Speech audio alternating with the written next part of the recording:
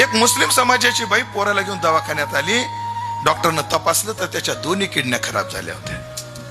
लासलगावला घडलेली घटना आपल्या नाशिक जिल्ह्यात. दोन्ही किडन्या खराब.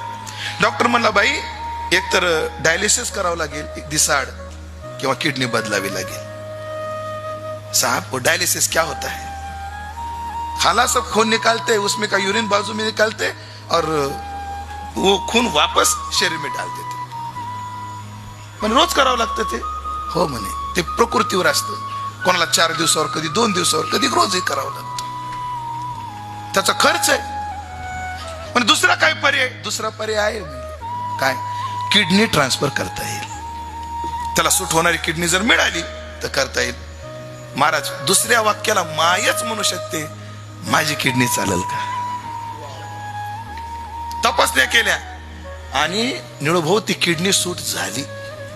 पण दुर्दैव कसं असतं पहा, तिच्या शरीरातली किडनी काढली आणि इकडे पोराला किडनी बसवेपर्यंत पोराचा जीव गेला. जेव्हा ती माय शुद्धीवर आली, शुद्धीवर आल्यावर तिला पहिला प्रश्न विचारला, मेरा बेटा कैसा है? डॉक्टरनं खाली मान घातली, तिने जाग्यावर जीव सोडला. हिला माय म्हणतात.